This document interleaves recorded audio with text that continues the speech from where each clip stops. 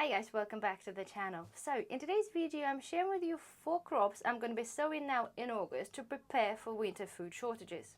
The last time I've done one of the videos when I created and I said, is this the only one thing you guys plant? You plant this kind of video. That's gone really popular, and I had a load of messages to say, well, why don't I take it a little bit more further and actually give you guys more details and information of other things I'm planting to prepare for the winter. And the whole idea is, guys, we're not just selecting the whole random selection of just literally random vegetables. The ones I'm sharing with you now it's kind of a given and they are really straightforward. But the point is, guys, we're doing this because they're gonna be ready for winter time. And the whole idea is, if you have a gluttony of that, if you do have the space, you're able to preserve those for a very, very long time. And this is the whole idea.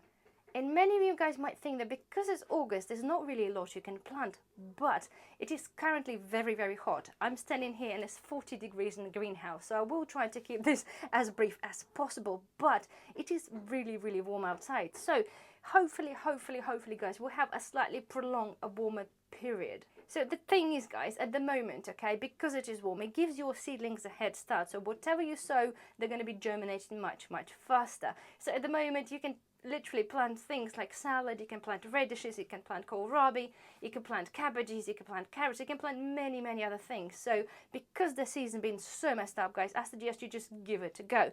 But for the purpose of this video, guys, 4 selected vegetables I'm going to be planting, and I'm going to be planting them outside because it's super hot in here, and I'm going to be direct planting them. They are a turnip.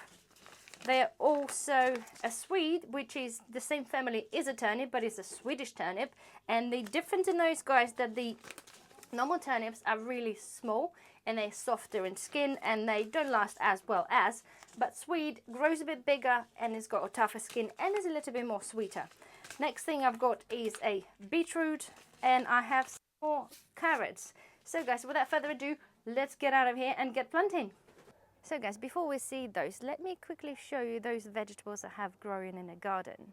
As I always tell you guys, the success to produce as many crops as possible is to actually successionally plant the crops. And I already had planted some carrots and some Swedes and some beetroot. So let me quickly show you what they look like now, and I will come back and see those.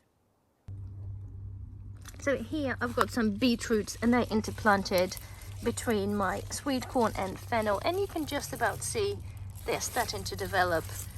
I've got a couple there and I've got them pretty much dotted all the way across the garden. But the point is, guys, whilst those guys are developing, the other ones will start growing and we'll hopefully have ability of harvesting our beetroot as we go through the winter. So guys, this is my turnips, and you might remember this from my last harvesting video. A few more of those have reached a really, really perfect size. So this is the reason. So see, this one is now ready to harvest because it's literally popped out from the ground. Some other ones are still a little tiny. And you've got a few more here. Look at that. Absolutely beautiful looking turnips. Let's have a look at the carrots. So guys, this is one of the first carrots I have sowed. You can see they started to grow pretty well. They're only short carrots. They've been planted approximately 6 weeks ago. So you can see they've still got a long way to go. And down here, I have the carrots that I've planted, I think about 2 or 3 weeks ago. A little bit scarce, but nonetheless, you can see the idea of the successional sowing. Then we are literally a few weeks apart. So when they come to be ready to be harvested, I'll be able to harvest those first and then come back to those ones, and then later on to the ones we're going to be planting now. So let's go.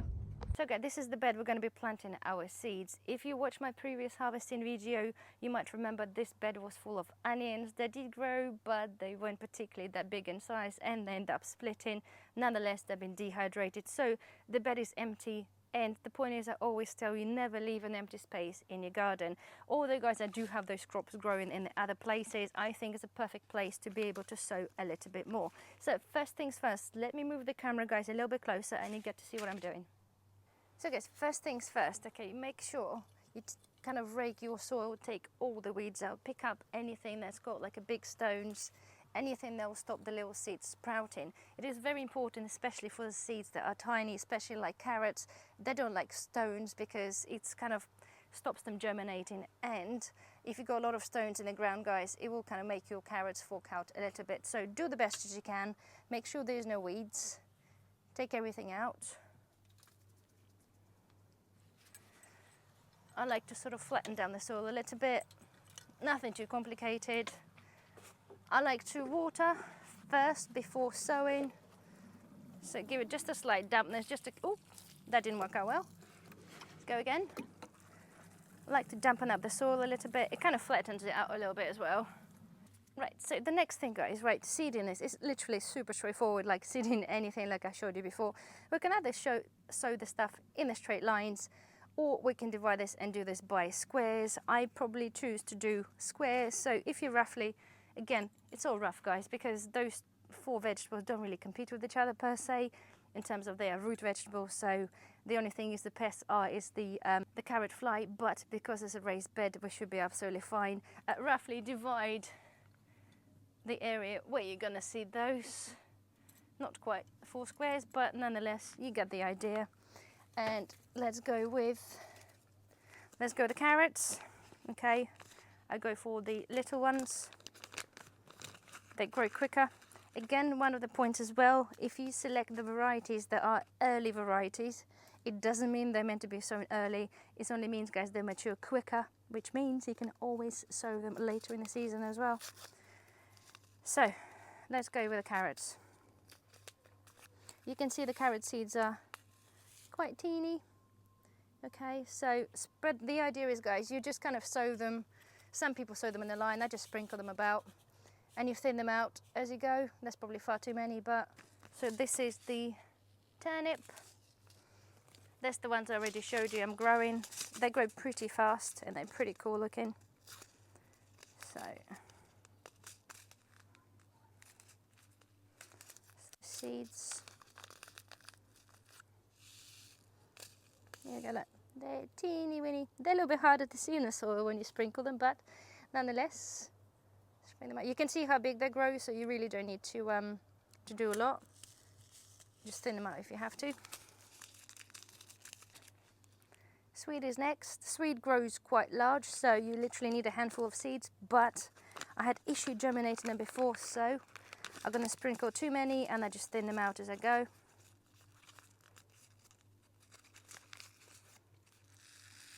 You can see they're just slightly bit bigger than the turnip seed.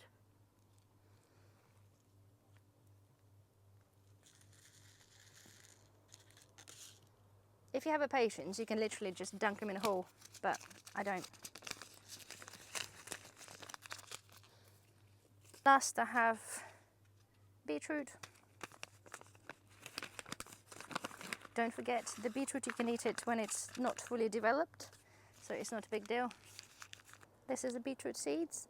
They're large, but each beetroot seed will produce approximately 2 to 3 plants, which you don't have to, but you can thin out if you want to, but you really don't have to.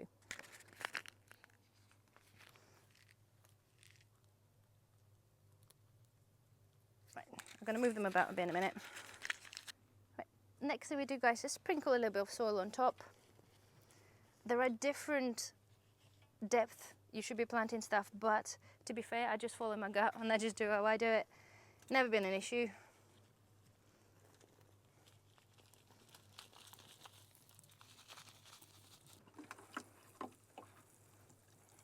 So guys, this was as simple as that. I'm sure there'll be many experts to say they should be doing things a certain way, but I like things simple, and I think if we complicate things, then none of us ever will try things. So I'm trying to make things really easy, really uncomplicated, and really straightforward. So, and good thing is, guys, it's always worked for me, so hopefully it'll work for you. So without further ado, guys, let's go in the kitchen and I'll explain why, the reason I chose those vegetables.